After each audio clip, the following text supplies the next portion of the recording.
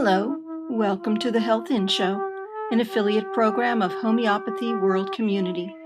You've come to the right place to tune in and participate with your comments and questions. Love is the greatest healer of all. But sometimes, in order to change our emotions, we must take action in other spheres of our lives.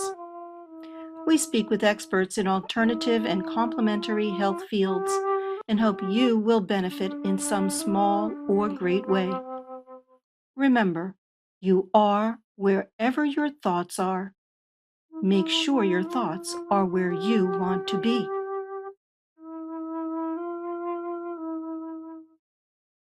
To the Health In Show. My name is Marilyn Shannon, and it's always so exciting to be together on this particular show, which is an affiliate of Homeopathy World Community. So it's very exciting. And so wherever you are, we'd love to hear from you. Come join us in the chat.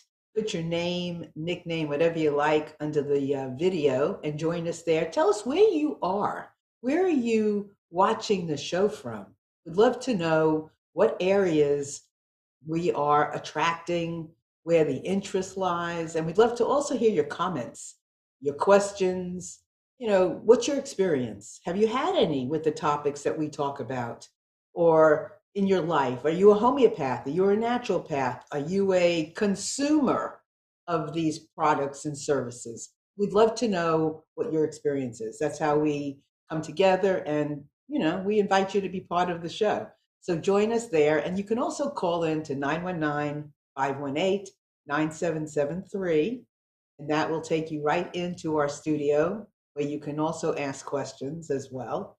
And then you can join us on Skype. And that would be at computers, and that's plural, and the number 2K voice. And you will come in on voice, not video. So don't worry about how you look.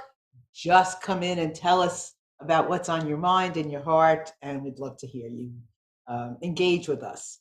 So Anamnan is in the back end, keeping everything straight and making sure that we all look good, sound good, and we do our job. So thank you, Amnon, for everything. Yep. And, yes, so there we go. So Uta, hello. Good morning or good afternoon. You're in Portugal. Yes, hello. It's afternoon. It's bright and sunny, and I'm sitting here. Well, yep, can't hear you. Can't hear you. I'm excited for this show. Yeah, me too. And before we know it, Chanel will be back. We've lost her. So this is kind of what sort of happens sometimes when you do a show like ours, which is international. Chanel is in Africa. Uta is in Portugal. And our guest is where? Where's our guest coming from? Do we know? Well, we'll have to ask him. I'm not sure where he is. Okay, somewhere in the world. Yeah, coming in on Zoom somewhere in the world. He's not here yet. We're waiting for him, and I guess he got detained. But in the meantime, we have some great conversations and topics to bring out to the forefront and to talk about. And so we're going to do that. So first of all, Uta. Oh, yes. Chanel. Okay, so here's Chanel. This is what happened. You got to look. This is life. Not every day does everything work out perfectly. Sometimes it works out perfectly, and sometimes it works out imperfectly. However, we manage and we do the best that we can. And we come together, and we do not let this kind of thing stop us from sharing, connecting, learning, growing, being our worst selves and being our best selves. It doesn't stop us. Is that correct? Absolutely. Absolutely. So Chanel, go ahead. How are you today? I made it back in. I think connection issues on my side, of course. But happy to join you all. It's always great to be here. But good. I'm good. How is everyone else doing? Excellent. So you had a really great idea of some things to talk about that we all need to pay attention to. So how about starting that conversation for us?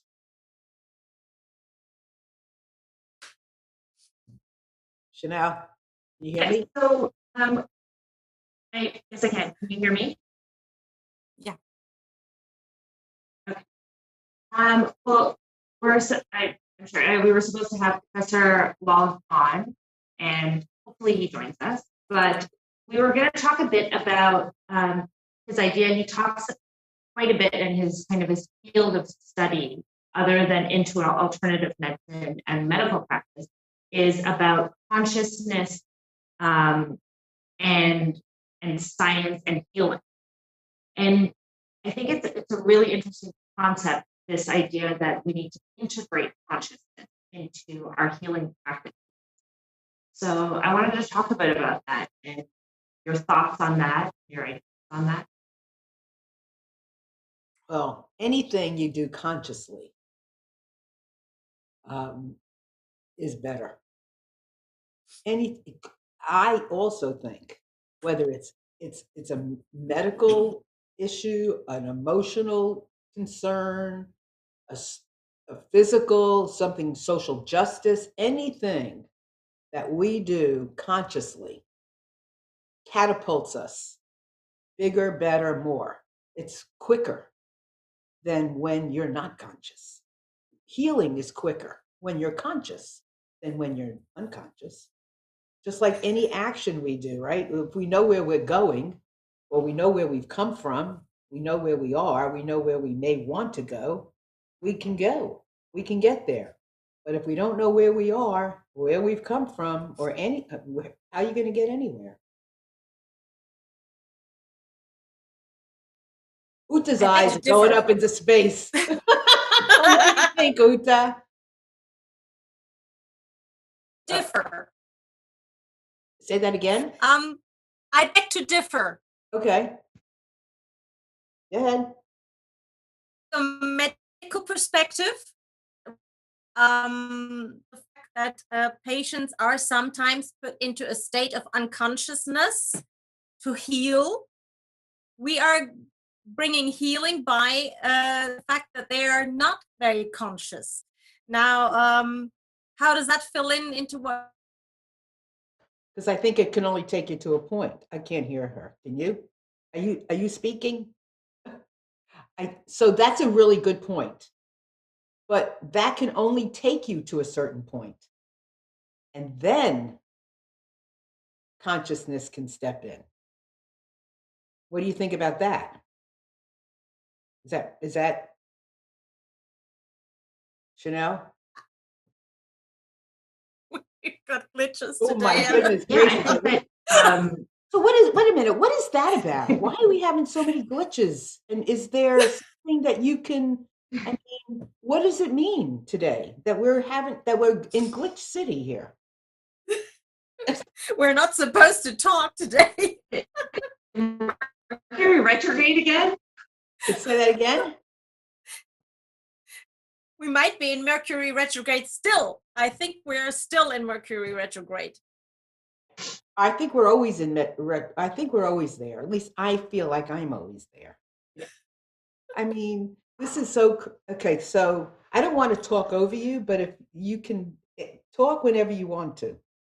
Let's not be, standoffish or anything. Come on, Chanel, can you talk? Or is their internet off?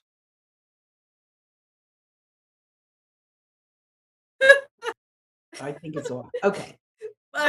Well, it's off, obviously. But consciousness is a really good topic because we have to bring a different kind of consciousness into our practice when we're homeopaths. Because our consciousness, in a way, requires us to go over and beyond, because we perceive in our patients, or have to try and perceive in our patients, even the most subtle of symptoms and presentations to extrapolate a good prescription. So consciousness is very, very important for what we do. So I very much agree to that. How do you know when you're conscious? Well, there's something that we call transference, and being conscious creates in the person sitting opposite to me um, individual, and if that is in communication and there's a good transfer, Yeah, we're losing you very again. conscious of the comfort zone and the space. And so is consciousness and listening are hand in hand, right? I mean, because to listen, you got to be conscious, right? Consciousness, the listening, and that is only done in this present moment, or this present second, or this present flip, right? Actually, Yeah. add to that. Is I want to add to that. We also, when we are taking care of our patients after kind of our initial or during our initial consult, we actually require them to be more. The questions that we ask and the way that we maybe in a new setting ask them to experience their body, their feeling, mindset. So in addition to that, there's a requirement of the people who come to see us to really be more conscious of themselves and in a different way because of how we treat and we expect information from them on a follow-up, or for them to pay attention to how their bodies are changing, or their mind. so that's a really important point also that you both, that you brought up in addition, Chanel, because you've got to be conscious as the homeopath, but your patients slash clients need to be conscious as well. And how do you bring people into consciousness? I think the slow process for someone who hasn't used alternative or supplemental medicine or because the request Can't hear from you. us. Can't hear you. Can't hear you much. You're breaking up, Chanel and Marilyn. Yeah. Chat. Chat? Yes. Okay. Who Chat. Let's Yeah, chat. okay, Let's chat with the world, and hopefully yes. that will get good. Go Well, ahead. Well, let me tell you what I think as an answer to your question. We create a comfort zone in the therapeutic relationship, and I think that is what brings it all together. And if you create that comfort zone, then you get the interaction that you very much want in the consciousness in the interaction, which you need to be able to prescribe properly. That is a really great point. And I guess that safe space comfort zone is what anybody would create, even a parent with their children, right? To have their children open up, or to have that dialogue or family time or whatever. So anytime you can build that comfort zone, you bring more people in, and it's easier to connect and to listen and to be in that present moment. That's really a great way to say that, Uta. Yeah, it's part of what we do, and it's very important. So are you seeing different things now? Are you being more conscious in the medical, homeopathic, natural path, environmental, sustainable categories these days are people coming with different things? I mean, what are you consciously seeing? A lot of fear, a lot of anxiety. Mm-hmm. The current state of the world is one that is very anxious in so many ways. Currently, there's, of course, the health anxiety. There's the anxiety that we get from war zones, or the images of war zones. There's the the consciousness and the interaction that we have, the anxiety over health that comes our way with whom we see in our therapeutic. Oh, so that's yes. So that is really an important observation, awareness, and it's there a lot, and it's causing disease. It's causing the diseases that we do have, or things that would normally not even maybe even bother us. It's kind of making these things come more to the surface. And it makes it harder to get through to the actual. So let me ask you something. So are you seeing that the stress is how do you get through the stress to get to the whatever's that's beyond the stress?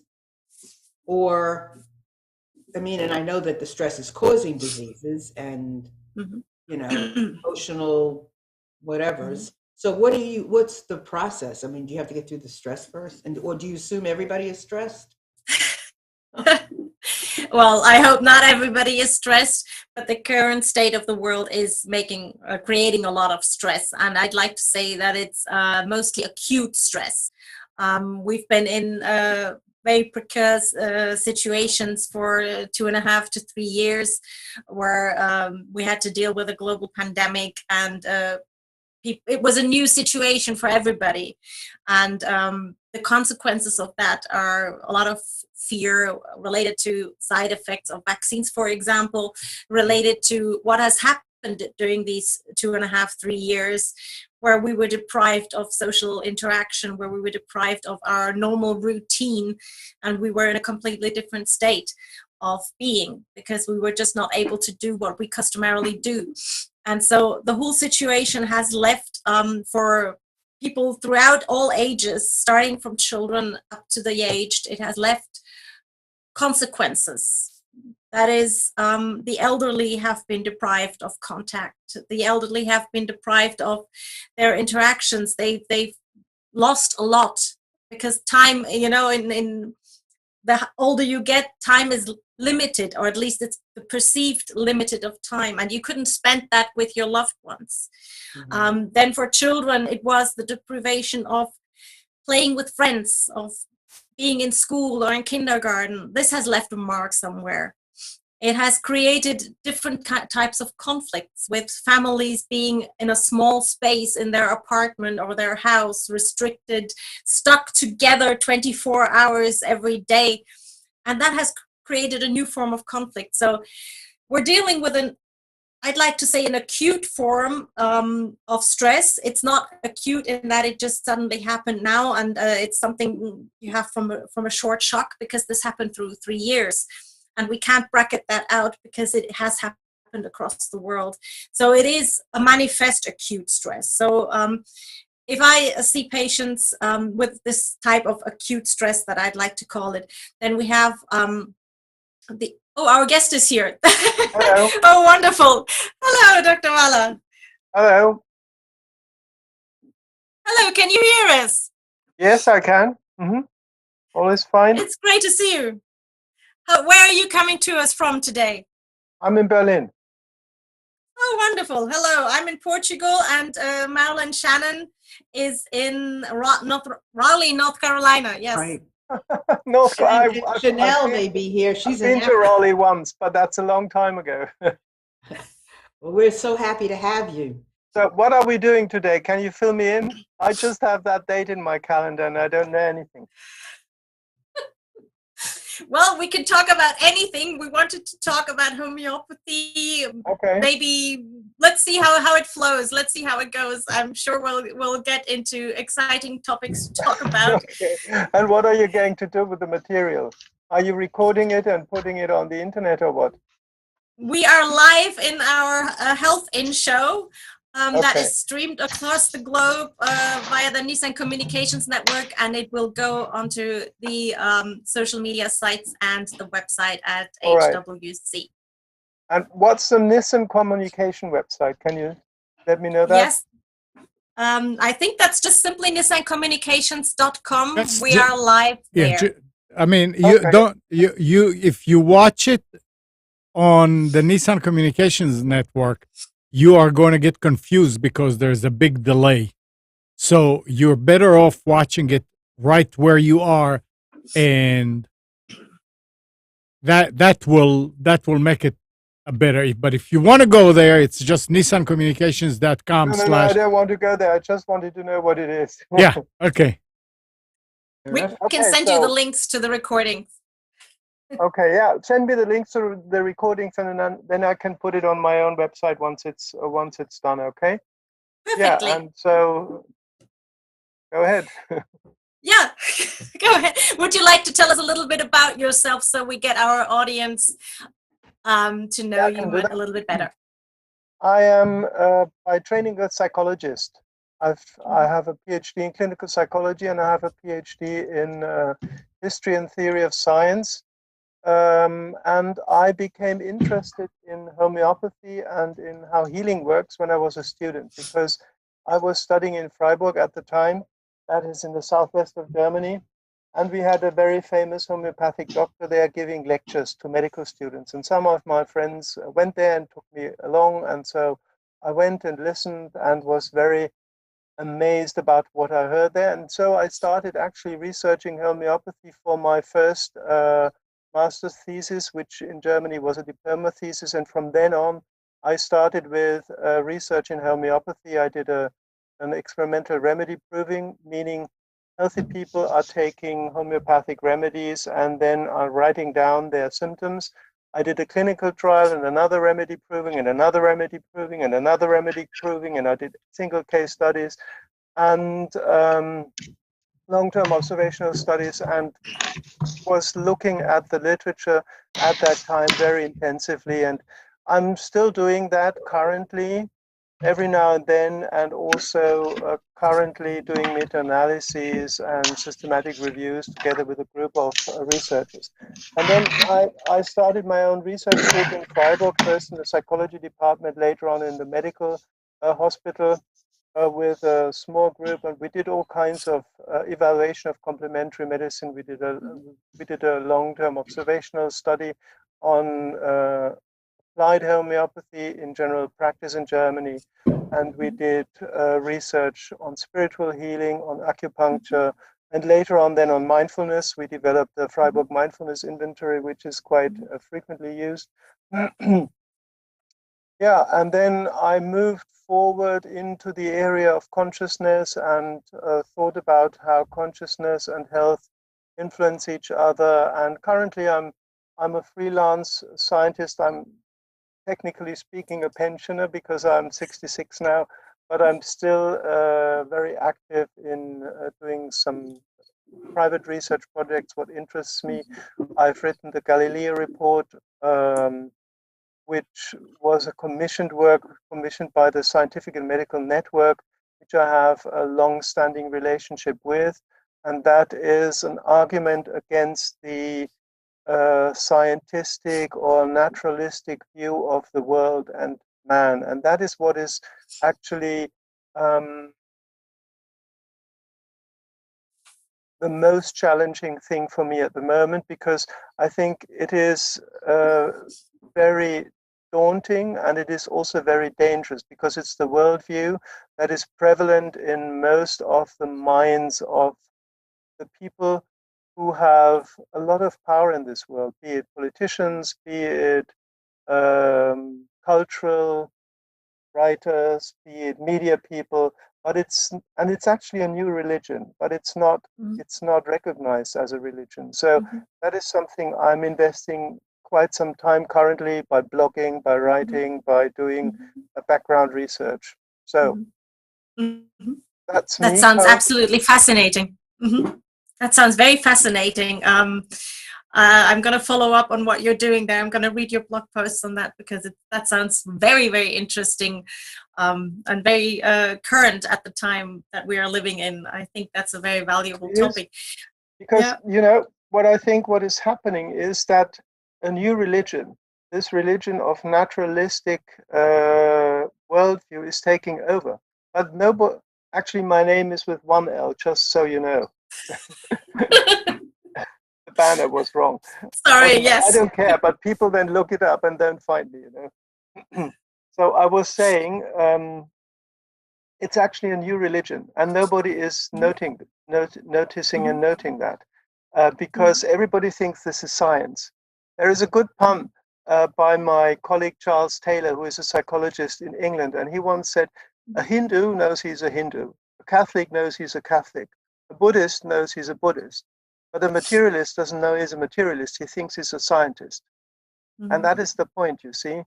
It is actually a new religion with science as the background, but science cannot give us security and certainty about the world. It can give us certainty about certain aspects of the world, you know, and only, you know, in within borders, because we don't know so many things, and we think from what we know we can extrapolate and create a worldview which is coherent, and we can't, because there is no way from what we know now to answer the most important questions in life. Why are we here? What should we do? How should we behave? What is the best way of running your life? What is the best way of treating diseases? This is all not possible to answer by the current view. And so I'm saying this is actually a new religion. It's very similar to late antiquity, when a small group of people took over. We call them Christians, you know, and that has become a world religion to some extent, certainly in the West. And something very similar is happening now. A very small group of dedicated people, not necessarily single people, but, you know, people who believe that, are panning out into the culture, influencing all kinds of systems, be it NGOs, be it political parties, be it media, and that is kind of, it's a little bit like a mushroom, you know, which has a very dense mycelic network in the earth, and then comes up here and there and here and there, and you don't think it's related, but it actually is, because it's the undergrowth. So that is what is I'm just saying, that is what I'm dealing with currently. That is what is on my mind a lot. Well, we can talk about homeopathy, because that fits very well. Homeopathy is one of the I would say, pet enemies of that worldview, and that is why it is so heavily fought against, because it cannot be fit into that worldview. See, because what happens in homeopathy, nobody understands. It works, but nobody understands why, and that is it's an intellectual offense against the worldview that thinks it knows everything. So its place in the new view that you are seeing evolve, do you think it will have a very profound place in that new world that you see evolving? What will have a new place? I didn't understand. Homeopathy. Homeopathy. No, on the contrary, I think at least what I observe here in Germany, all the forces are united together to combat homeopathy and to get it off the scenery, get it off the table, get it off the health system. And you know, Germany is the country which is the birth country of homeopathy, and homeopathy has had a very important place in our health system here in Germany. And when it is starting in Germany, that is a very bad omen for the Western world, at least. It will be very important in India. Nevertheless, it will be probably very important in Mexico and in other southern countries or poorer countries, let's say. But it is endangered. It's an endangered species in Germany and in Europe. No question about that. And the reason for that is not that it doesn't work, but that it is an intellectual offense against a materialistic worldview. Yeah, absolutely. Absolutely. Yeah. Chanel? You have to unmute yourself. I'm back. Yes, I actually we had started talking a bit about consciousness, and I know that you had said I was reading somewhere that it's a special interest of study of yours, consciousness and healing. So I wanted you to expand on that a little bit and tell us what you found in your research and in your learning of and studying of consciousness and healing that play a part that would play a part in our role as practitioners and or in the role of the person in the process of healing. I'll try to make it brief and succinct, but I'm not sure I succeed. Let me try. Big question. Consciousness is the most important thing we have, and everything that happens through our consciousness. There is nothing, not even the weighing of an atom mass, that does not go through consciousness, because every scientist who reads a meter, who judges an assay, who does a biochemical test, or a psychologist who does a psychological test, or a medical doctor who does a blood test, they all need their consciousness to actually access that outer reality. So, in a way, consciousness is always primary, right?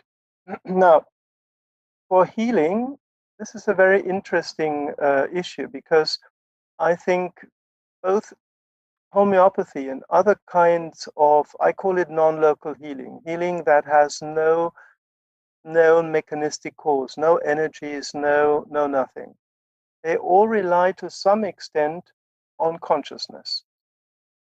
Doesn't mean that it is all only in your mind, but it means that the state of mind and also the way you modify your consciousness, you modulate it, might interact with the healing you're doing. Put differently, this might even be the case for normal surgeons and general practitioners when they dispense a medication. And we know that from placebo research that this is true. When they dispense a medication with the idea, it won't work, it won't work. If they do something which is completely nonsense, but they think this is really good work, it will work. I've done a couple of studies where I tried to disentangle the so-called specific effect of healing or whatever from the overall context. And I think it's impossible. You cannot disentangle that. And this is true for normal medicine as well as for spiritual healing. If I had a scheme here, I could show you bars, bars of, let's say, this is the full size healing effect you get. Then you have something a little bit here, which is maybe the specific effect of some kind of medication. And then you have something here, which is maybe the non-specific effect, the psychology which you activate when you believe in something, when your hope gets up, when you relax. And then there is always a kind of effect that I would call non-local effect. That's the effect of intention. And the way how these effects mix up together or build up together to form the full healing effect is probably different across different types of healing disciplines. But in the end, there will always be a strong non-local and a strong psychological effect, and you cannot disentangle those. The idea to disentangle those is sort of silly. It comes from the idea that there is a specific healing ingredient which you can patent and then distribute and make money off. This is the model of modern clinical pharmacology, which is okay for new molecules and stuff, but it's not okay for other healing disciplines. And the point is, nobody is actually realizing that. These effects, they are synergistically intertwined. And to make clear what I mean by synergistic, let me use an image. And the image I normally use is that of a child who is a good rider. Okay? Say a 5-year-old child or a 6-year-old child, you get these children, they can ride very well. and they are very quick on their horses. They can even jump on their horses. Now, they can make horses do something that the horses wouldn't do by themselves. They wouldn't gallop across, say, a mile or so, and they wouldn't jump hurdles of 1.5 yards or something like that unless they are forced to. But a child rider can make them do that. Okay? Now, if you take that child off the horse, it won't run at the same speed for a mile, and it won't jump 1.5 yards because it cannot do that. And the same is true for these healing effects. They are intertwined synergistically, and by that, they create a very large healing effect in the end, which is all the patient needs and the practitioner wants. Now, what we do as scientists, wrongly, I think, we are trying to take these apart. It's a little bit like taking that child rider off the horse and say, and now jump.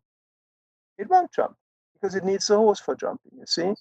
And therefore, I think the methods we are actually using, randomized controlled, placebo controlled trials, they are in parts wrong for what we want to know.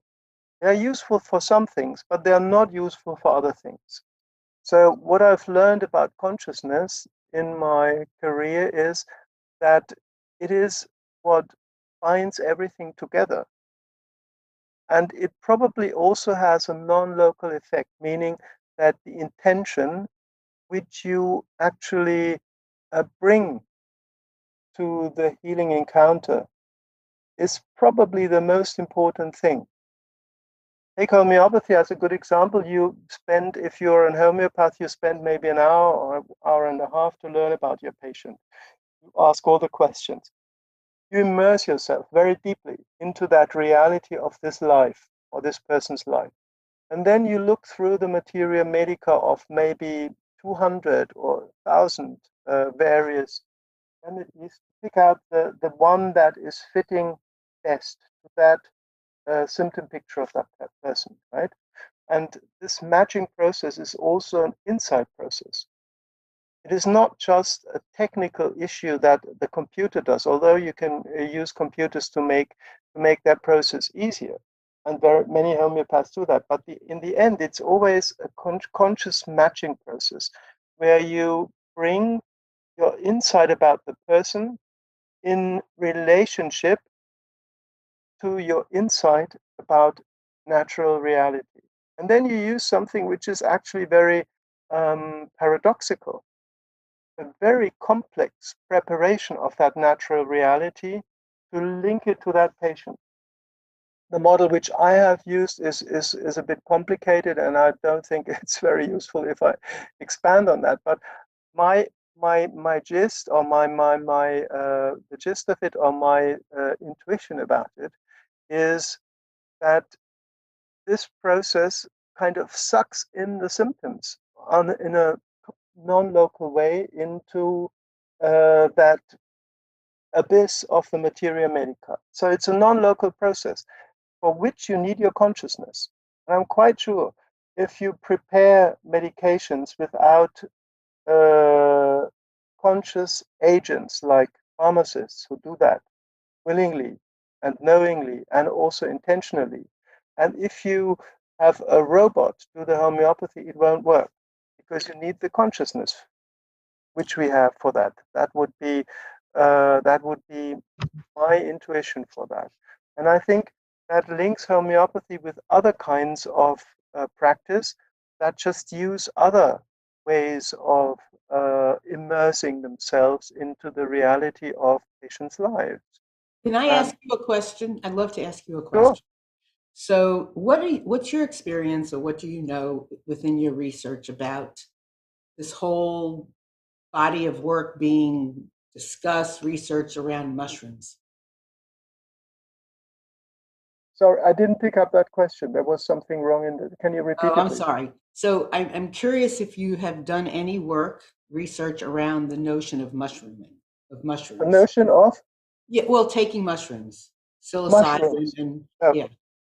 I like mushrooms, but just for cooking and eating. I haven't done any research on that. You mean consciousness enhancing mushrooms, that Yes, type of thing? yes, I have heard that in a little bit of the research that I am doing, I have heard that this will revolutionize mental health? Could be. I mean, I've been following the research that Griffith and others are doing on psilocybin and LSD and stuff like that. Maybe, why not? I mean, if you look at the anthropological data, where ayahuasca is a very important mind-altering substance that is used for healing, there could be potential, but I haven't done any primary research there. I know it from secondary sources. I know people who have done that. I've read the literature, but I have no take on it.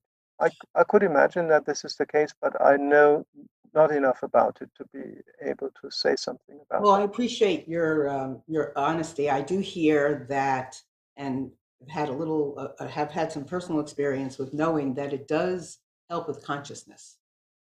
Well, So it certainly alters the state of consciousness, and there is data around that shows us that it can be helpful in very severe mental conditions.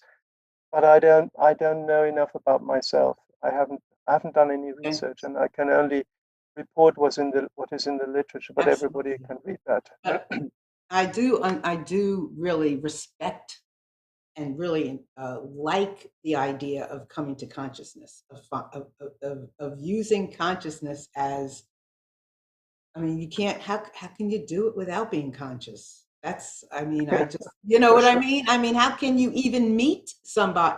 I mean, if I'm sitting across from you and you're my practitioner, and just so everybody knows, I am not a homeopath. I am a coach, but I do work closely in this space.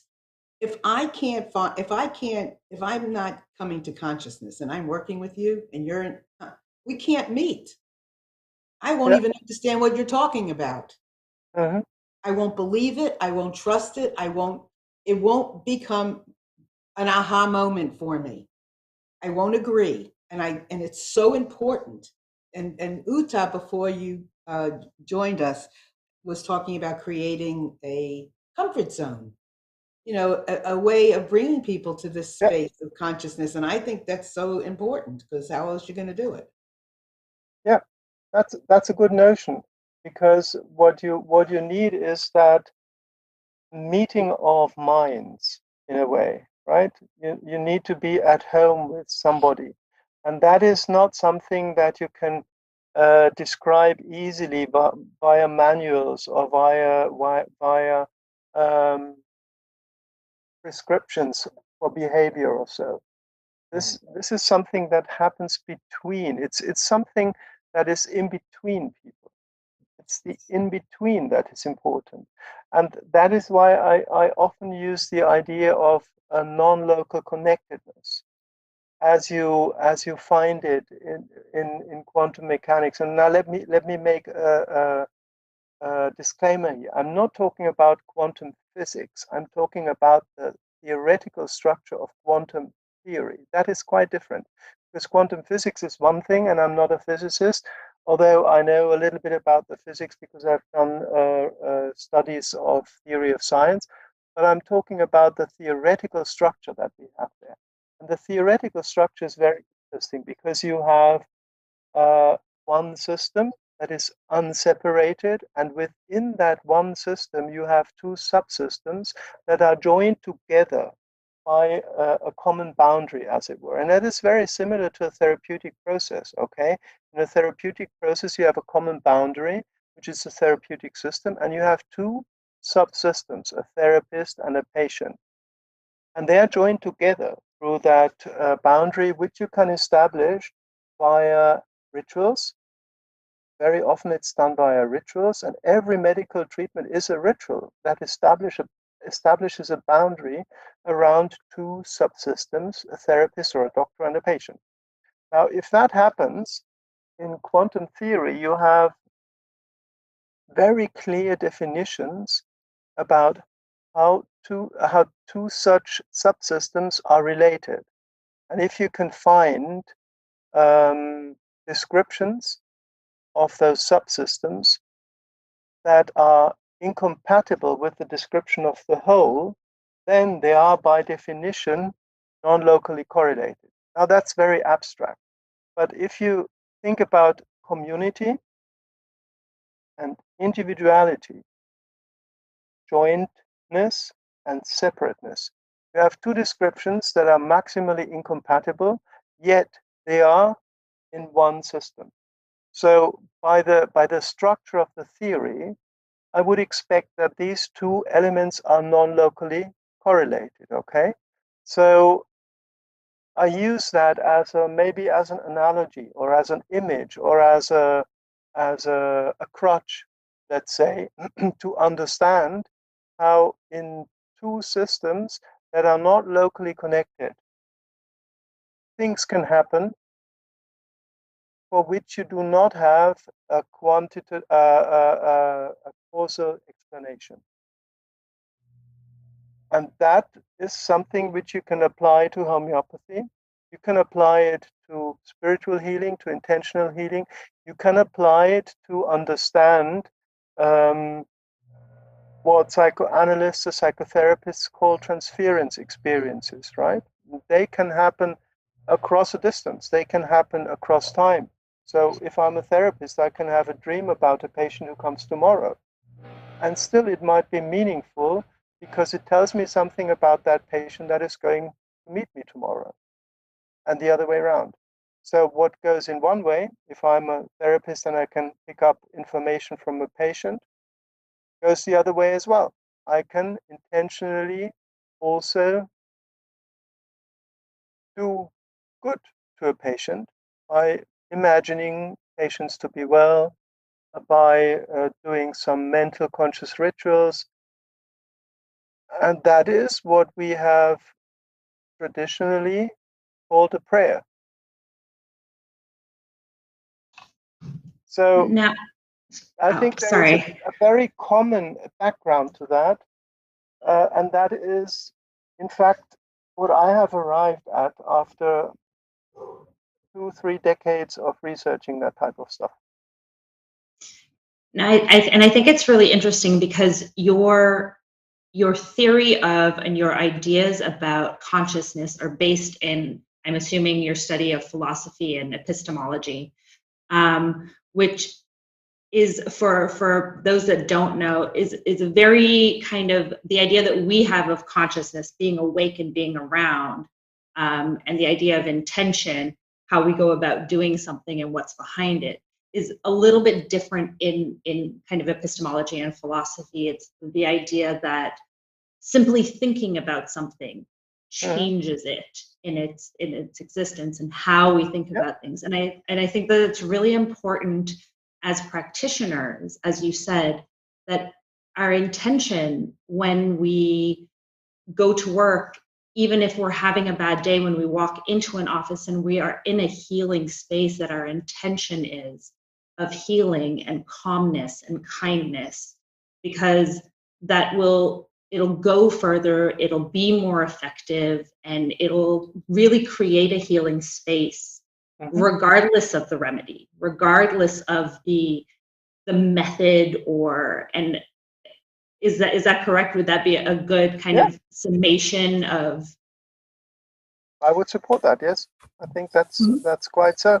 You see, we all live within the cultural space that has some very severe preconditions or presuppositions that we always make. And one of those is that they are single people separated from each other, and everybody has their own consciousness in the brain, which produces the consciousness. Well, this is actually not a fact. It's what we assume, right? It might also be different. It might be, for instance, that there is a common consciousness which just pops up like mushrooms pop up in the forest, but it's connected via the common life of that mycelium, the mushroom mycelium, to use that example. Okay, might be true. So we operate from a standpoint that we think is the only way to think about the world, but we don't recognize that we are making these presuppositions. And therefore, I think we need to step back and look at reality also from different angles. There are many philosophers that have always pointed that out. Collingwood was one in England around the 1940s. Husserl was one in Germany around the 1920s.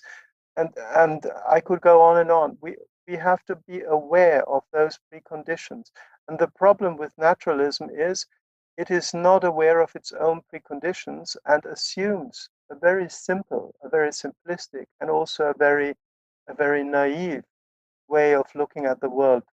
Brain produces consciousness, consciousness is located within us, we are all separated, and only when we talk, we can reach each other. I think it's very, very crude. It's fascinating. I'm finding if we had a better consciousness, let me say a better consciousness, because I think we've lost a lot of the ability to be conscious as such. I mean, we homeopaths have it in our practice, I believe, but I think there are people that are more conscious than we are. I'm thinking of shamanism that are very much more active in this field. How much would you say can such consciousness achieve in the healing of people? Is it the medication, or which is bigger? Where could we go with the healing consciousness if we had the consciousness a really strong consciousness to do this? I'm not sure that there is a good answer to that question. It's a very complicated question. Let me answer with the saying which a healer I have worked with once said to me. He said, healing can heal all diseases, but not all people. So it's not dependent on any stage of the disease. It's really dependent on a life's trajectory. What does a disease mean for a patient? What purpose is it serving, if there is any? And then there may be no bounds, but only for those people where there is a way of achieving remission or healing, and there may not always be one, even if the disease is seemingly simple, because there may be a deeper reality to a person's life trajectory which we do not understand. And I think we should be humble in the face of life and life's exigencies and life's occurrences. We don't know why things happen, and we shouldn't presume to know everything.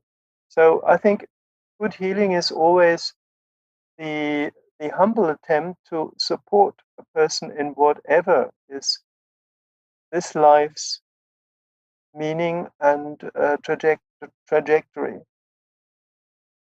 And if that is the case, there may be no bounds in one case and no chance in another case.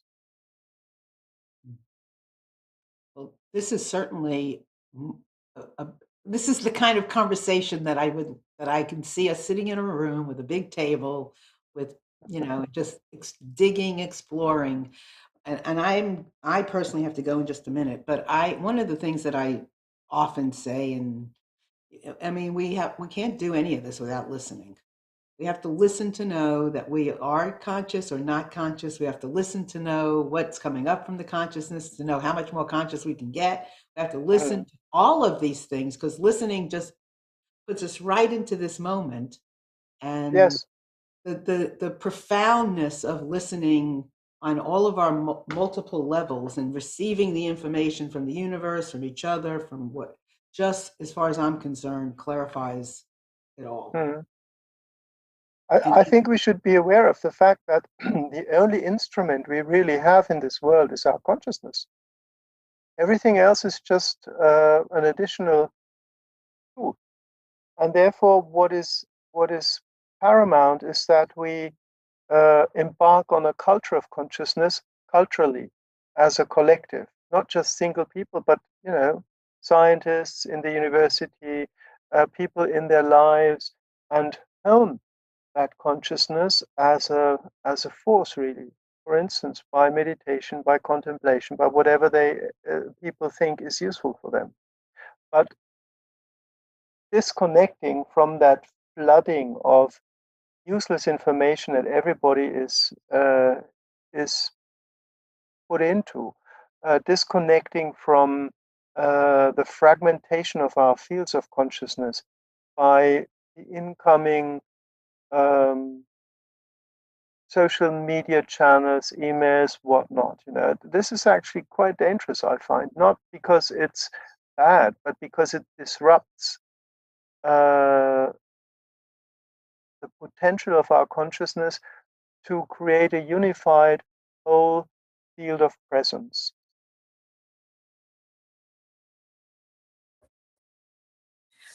I love that.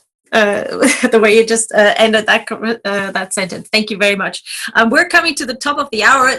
This was much too short, Professor Wallach. We need to get you back on another show, please. It's very, very interesting to talk to you, and I thank you. We love listening to you, and thank you.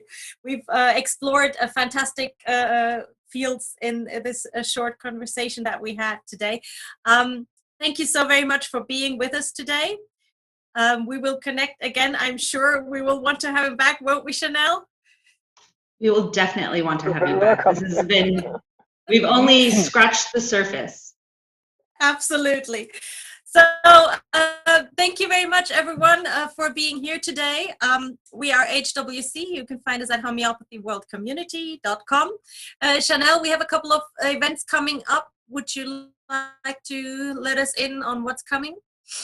Yes, on Thursday, May 17th, we are meeting with Paula Brown live on Facebook. If you would like to join the chat, you do have to register as a member, but that is the membership packages range in cost. There's also a free membership if you're thinking about it. So please join us. That's Thursday, May 17th at 1 p.m. Eastern. We'll be discussing the state of homeopathy in the United States. We also have a one-day webinar coming up with Kim Aaliyah, which we're very excited about. He'll be discussing complex cases in pathology, and that is on Saturday the 27th at 10 a.m., which is quickly followed by our book club. And we have Wendy Jensen meeting with us on the 28th, Sunday at 10 a.m., discussing the practical handbook of veterinary homeopathy, the healing our companion animals from the inside out. So please be sure to register and join Manon and Richard. And please email the book club at homeopathyworldcommunity.com. If you have any questions, you maybe can't make it to the book club, they can ask those questions for you, and then you can review it on our recordings. If you have any questions or concerns, you can always email Uta and I at homeopathyworldcommunity.com or Chanel at homeopathyworldcommunity.com. That's a mouthful. It is a pleasure as always. Uta, thank you very much. Dr. Harald Wallach, again, we just scratched the surface. This was an amazing conversation, and I would like this to continue again at some point. So thank you for being here with us today. You're very welcome. Thank you very much for having me. Thank you. Bye-bye. Okay, everyone, thank you very much. Bye-bye. Bye-bye.